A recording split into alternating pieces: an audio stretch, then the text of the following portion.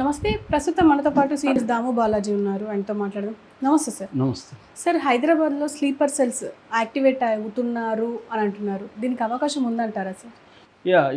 ఈరోజు వార్త వచ్చింది. అదేంటంటే హైదరాబాద్లో స్లీపర్ సెల్స్ యాక్టివేట్ అవ్వబోతున్నాయని ఇన్ఫర్మేషన్ వచ్చినట్టుగా పోలీసు బృందాలు పెద్ద ఎత్తున వీధుల్లోకి వచ్చి చెక్ చేస్తున్నారు. ఎక్కడ చూసినా పబ్లిక్ ప్లేసుల్లో అప్రమత్తమయ్యారు. ఆల్రెడీ శంషాబాద్ ఎయిర్పోర్ట్లో బాంబు ఇది కూడా వచ్చింది.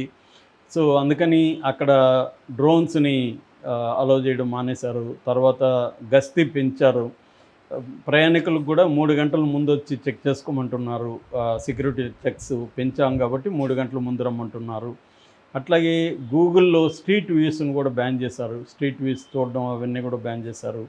సో ఇలాంటి అనేక సెక్యూరిటీ మెథడ్స్ అనేవి హైదరాబాద్లో తీసుకుంటున్నారు. అట్లాగే అలర్ట్ కూడా చేస్తున్నారు. మొన్న మన రేవంత్ రెడ్డి కూడా దేశంలోనే కాశ్మీర్ తర్వాత అత్యవసర సమావేశం పెట్టిన ఏకైక ముఖ్యమంత్రి రేవంత్ రెడ్డి కూడా హై అలర్ట్గా ఉండాలి. ఎందుకంటే హైదరాబాద్లో గతంలో బాంబులు పేలాయి 2011 ఆ ప్రాంతంలో. కాబట్టి మనం అప్రమత్తంగా ఉండాలి.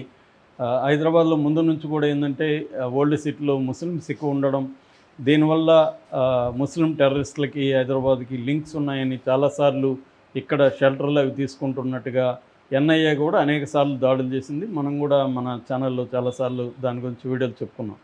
రెండోది ఏమంటే హైదరాబాద్లో డిఫెన్స్ పరంగా కూడా చాలా సెన్సిటివ్ ఇవి ఉన్నాయి. డిఆర్డిఓ ఉంది, defence research and development organisation, defence research and development laboratory ఉంది, మెటాలర్జిక్ రీసెర్చ్ ల్యాబొరేటరీ ఉంది, advanced numerical research and analysis group ఉంది, రీసెర్చ్ సెంటర్ ఇమ్రాట్ అంటారు, ఆర్సిఐ అంటారు, అది ఉంది, భారత్ డైనమిక్ లిమిటెడ్ ఉంది, బిఆర్ఎల్, మిదాని మిశ్రా ధాతు నిగమ్ లిమిటెడ్ ఉంది, తర్వాత ఆర్డినెన్స్ ఫ్యాక్టరీ మెదక్ దగ్గర ఒక ఆర్డినెన్స్ ఫ్యాక్టరీ ఉంది, గోల్కొండ దగ్గర ఒక ఆర్డినెన్స్ ఫ్యాక్టరీ ఉంది, ఇండియన్ ఎయిర్ఫోర్స్ స్టేషన్ హకీంపేట్ల ఇండియన్ ఎయిర్ఫోర్స్ స్టేషన్ ఉంది, తర్వాత తిరుమలగిరిలో military college of electronics and mechanical engineering డిఫెన్స్కి ఉంది, ఆర్టిలరీ సెంటర్ ఇబ్రహీంబాగ్లో ఉంది, తర్వాత డిఫెన్స్ స్టాండర్డైజేషన్ సెల్ హైదరాబాద్లో ఉంది, తర్వాత మనకి కంటోన్మెంట్ సికింద్రాబాద్ ఉంది, హైదరాబాద్ డిఫెన్స్ అకాడమీ ఉంది,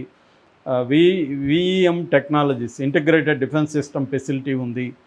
సో ఇవన్నీ ఉండి దీంతోపాటు మనకి ఇంటర్నేషనల్గా పాపులర్ అయిన మన చార్మినార్ కావచ్చు, గోల్కొండ కావచ్చు, లేకపోతే బుద్ధ విగ్రహం కావచ్చు, హైటెక్ సిటీ కావచ్చు, ఇలాగా అంటే సివిలియన్ అండ్ డిఫెన్స్ ఈ 2 రకాల కీ ఏరియాలు ఉన్నాయి.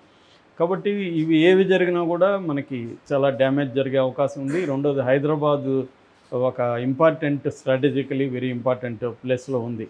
కాబట్టి గతంలో కూడా బాంబులు పేలుళ్ళు అందుకే జరిగాయి ఇక్కడ. రెండోది ఏంటంటే పాకిస్తాన్కి ప్రధాన టార్గెట్ ఏంటంటే హిందూ ముస్లింల మధ్య ఈ దేశంలో విభేదాలు పెట్టాలి. ఎందుకంటే అతిపెద్ద పాపులేషన్ ఉన్న దేశాల్లో ఇండోనేషియా తర్వాత ఎక్కువగా ఉన్నది ముస్లిం పాపులేషను. పాకిస్తాన్ కంటే కూడా ఎక్కువ ముస్లిం పాపులేషన్ ఉండేది ఇండియాలోనే. సో ఇది నిజానికి ఇండోనేషియాను కూడా క్రాస్ చేయబోతుంది త్వరలోనే అని కూడా వార్తలు వస్తున్నాయి.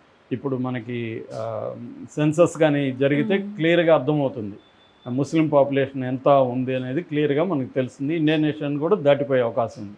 సో ఇంత పెద్ద ముస్లిం పాపులేషన్ ఉంది కాబట్టి ఇక్కడ ముస్లిం హిందూకి మధ్య గొడవలు పెడితే అంతర్గత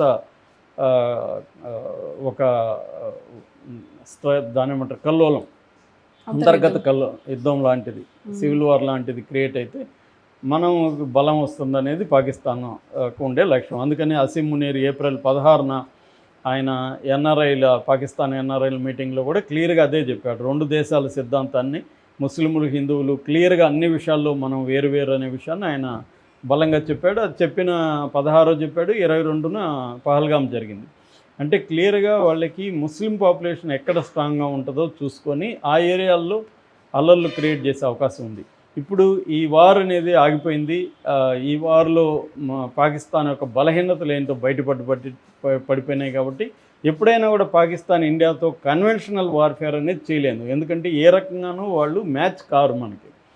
సో కాబట్టి వాళ్ళు ఏం చేస్తారంటే ప్రాక్సీ వార్ అంటారు. ప్రాక్సీ వార్ అంటే ప్రచ్ఛన్న యుద్ధం చేస్తారు. ప్రచ్ఛన్న యుద్ధం అంటే ఇండైరెక్ట్గా వాళ్ళ టెర్రరిస్టులని ఇండియాలోకి పంపించి అటాకులు చేయించడం ఇవన్నీ చేస్తారు.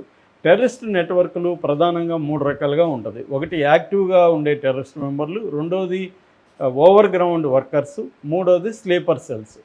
సో ఇప్పుడు భయం ఏంటంటే ఇండియాలో స్లీపర్ సెల్స్ ఆల్రెడీ ఉన్నాయి వాళ్ళవి, అవి యాక్టివేట్ అవుతాయి ఇప్పుడు. ఒక్కోసారి మామూలుగా స్లీపర్ సెల్ ఏం చేస్తుందంటే వాళ్ళు ఫ్రంట్లోకి వచ్చి వాళ్ళు బాంబులు పెట్టడము, అటాకులు చేయడమో, చంపడమో చేయరు.